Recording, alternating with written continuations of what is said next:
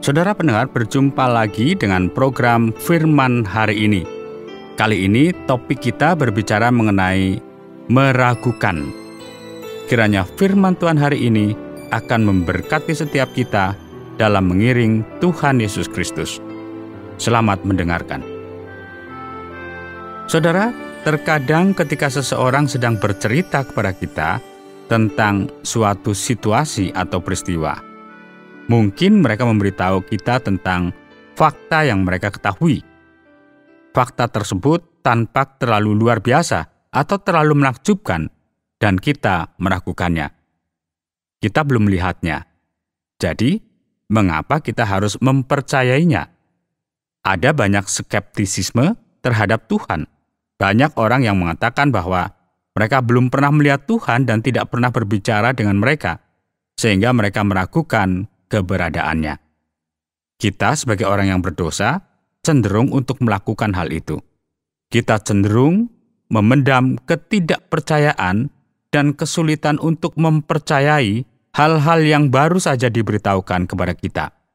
Jika kita tidak dapat memverifikasinya sendiri, kita mengira itu mungkin tidak nyata. Inilah hal yang menarik tentang ketidakpercayaan. Bagaimanapun juga, saya mencoba untuk meyakinkan Anda untuk menaruh kepercayaan Anda kepada Tuhan, menaruh iman Anda kepada Yesus Kristus, dan Anda belum pernah melihat Dia. Anda dapat membaca tentang Dia, tetapi Anda tidak memiliki bukti langsung, dalam arti bahwa Anda tidak pernah menjabat tangannya dan tidak pernah untuk menatap matanya. Dan saya meminta Anda untuk percaya kepadanya dan percaya pada firman Tuhan, Alkitab, mengenal Yesus. Saudara, berikut beberapa hal yang menarik tentang ketidakpercayaan. Tidak diperlukan kecerdasan atau keterampilan khusus untuk meragukannya. Itu tidak membuat Anda lebih pintar. Hal ini tidak menunjukkan bahwa Anda memiliki keuntungan tertentu dibanding orang lain jika tidak mempercayai firman Tuhan, menyangkal Tuhan. Anda dapat melihat sekeliling dunia dan melihat banyak bukti bahwa Tuhan telah menciptakan. Anda dapat melihat bukti air bah dengan terbentuknya ngarai-ngarai besar, dan struktur batuan berdiri serta lengkungan yang ditemukan di seluruh dunia. Lembah-lembah sungai yang diukir, dan Anda dapat melihat bukti terjadinya air bah, namun manusia masih dapat menyangkal Sang Pencipta. Orang bisa menaruh keyakinan dan kepercayaannya pada segala macam hal yang tidak biasa dan aneh. Mereka mungkin menyangkal keberadaan Tuhan, namun mereka mungkin percaya pada evolusi, gagasan bahwa materi, benda mati muncul begitu saja dalam kehidupan dan kemudian mulai bergerak ke atas dengan sendirinya untuk membentuk makhluk yang lebih kompleks. Itu sangat aneh. Kita tidak memiliki bukti bahwa hal itu bisa terjadi. Namun orang-orang mempercayainya. Juga alien. Seolah-olah ada individu atau makhluk yang mengunjungi planet ini dan memiliki kapal khusus, dan sebagainya. Bahkan ada orang yang berpikir bahwa mereka mengambil bentuk yang manusiawi, dan mereka berjalan-jalan bersama kita, dan sebagainya. Kita tidak punya bukti apapun mengenai hal ini. Namun orang-orang bisa percaya pada hal-hal aneh seperti ini, namun mereka tetap menyangkal Tuhan. Saudara, saya memiliki sebuah ungkapan kecil yang saya gunakan mengenai orang-orang yang sangat skeptis terhadap Alkitab, dan saya menyebutnya gangguan skeptisisme kronis. Hampir seperti sebuah penyakit. Mereka memiliki dosa di dalam diri mereka yang membuat mereka meragukan segala sesuatu yang berhubungan dengan Alkitab, Yesus, atau Tuhan, dan sejujurnya menurut saya itu adalah penyakit rohani. Skeptisisme adalah sebuah kelainan. Itu adalah kegagalan fungsi. Kita harus benar-benar percaya bahwa Tuhan adalah pencipta dan Yesus adalah juru selamat. Namun kita menghadapi masalah yang disebut dosa yang menyebabkan kita ragu. Berikut beberapa fakta menariknya. Roh Kuduslah yang memberikan iman kepada kita, dan iman itu datang melalui firman Allah. Jika Anda tidak pernah menghabiskan waktu dengan Alkitab, jika Anda tidak peduli dan tidak ingin mempelajarinya, serta tidak ingin mendengarkan tentang Yesus, maka tidak mengherankan jika Anda tidak akan percaya kepadanya karena Anda tidak mendapatkan informasi dan Roh Tuhan untuk mengenal Yesus dan menaruh kepercayaan Anda kepadanya. Salah satu hal yang pertama saya katakan kepada Anda adalah jika Anda ingin tahu apakah Alkitab itu benar, bagaimana jika Anda setidaknya meluangkan sedikit waktu untuk membacanya? Bagaimana jika Anda setidaknya membaca Injil Yesus dan belajar tentang kehidupannya? Bagaimana jika Anda melihatnya dan melihat apa pendapat Anda, karena Anda tidak akan percaya jika Anda tidak mengetahuinya? Pertama-tama luangkanlah sedikit waktu dan biarlah Roh Kudus mengajar Anda. Selanjutnya, telinga adalah organ keimanan, bukan mata. Tuhan merancangnya sedemikian rupa sehingga kepercayaan kepadanya didasarkan pada pendengaran. Sebenarnya hal ini dijelaskan dalam Roma pasal 10. Iman timbul dari pendengaran, bukan melalui penglihatan. Anda dapat melihat seluruh dunia fisik, tetapi itu tidak akan mengajarkan Anda banyak hal selain fakta bahwa Tuhan menciptakannya. Hal ini tidak akan mengajarkan Anda kasih-Nya.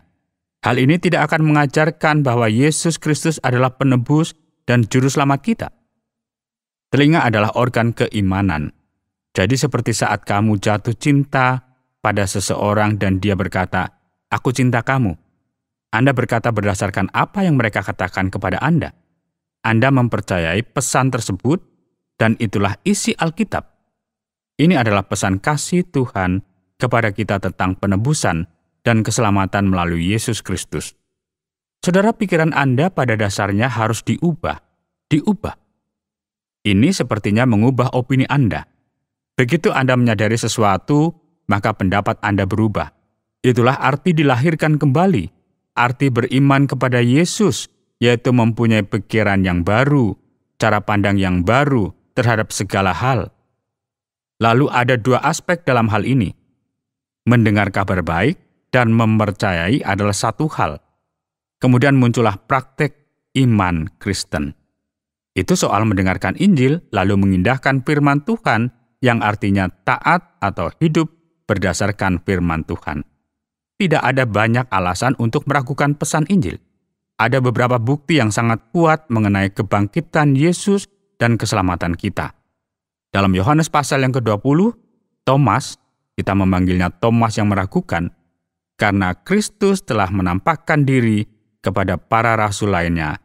Dan Thomas tidak ada di sana pada saat itu, dan mereka semua mengatakan kepadanya bahwa mereka telah melihat Tuhan dan bahwa Dia hidup. Dan Thomas sangat skeptis. Itu tidak berarti dia lebih pintar. Kadang-kadang, orang-orang yang skeptis terhadap Alkitab dan para penyangkal agama Kristen mencoba menempatkan diri mereka sebagai orang yang lebih unggul secara intelektual. Dan jawabannya adalah tidak. Mereka tidak pintar dari orang Kristen.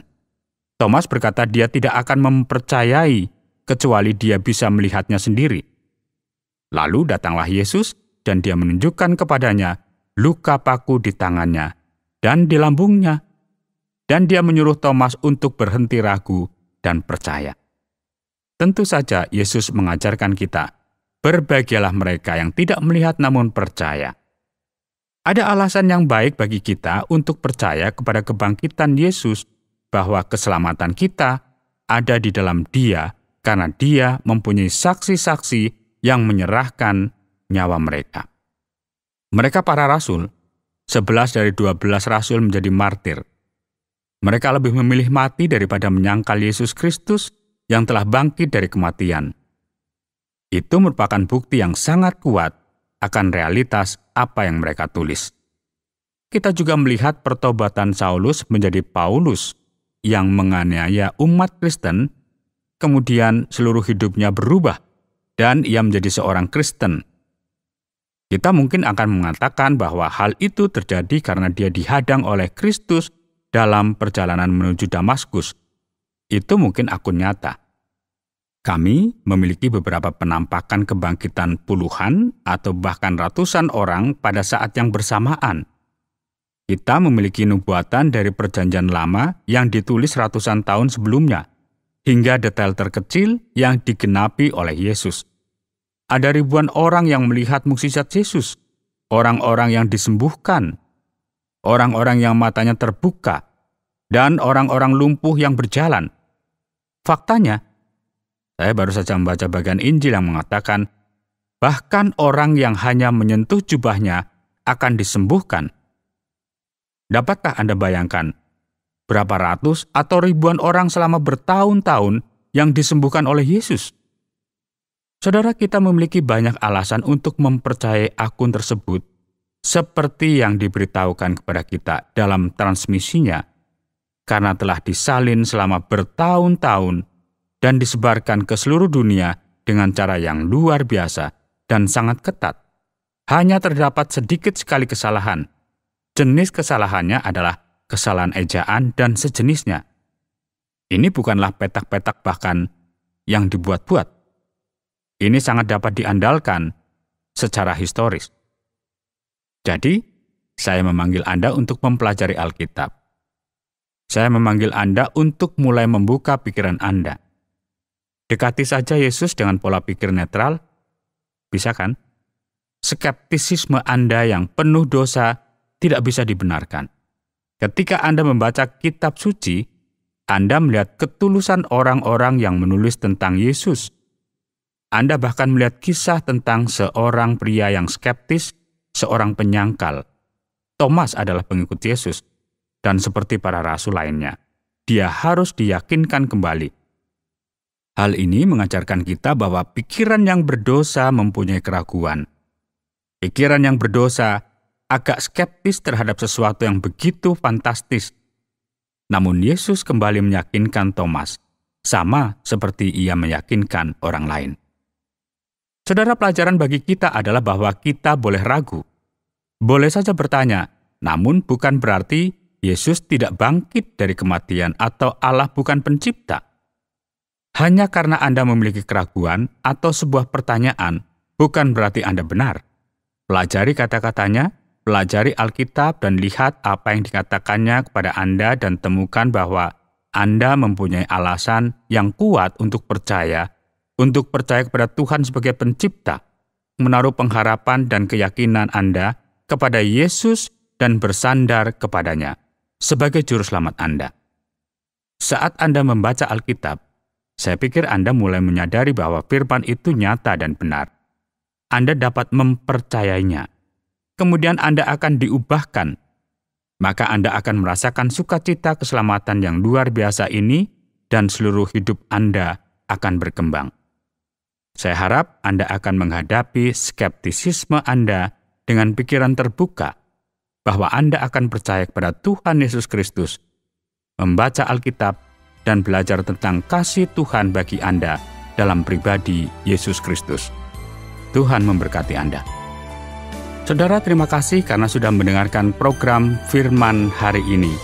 Jika Anda memiliki pertanyaan atau berespon terhadap topik berhubungan dengan program ini, silakan menyampaikan melalui WhatsApp ke nomor 081 333 777 386.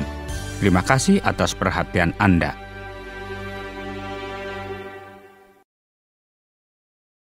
Terima kasih Anda sudah mengikuti program kami. Jika Anda diberkati, jangan lupa like, komen, dan share supaya Anda tidak ketinggalan setiap program terbaru kami.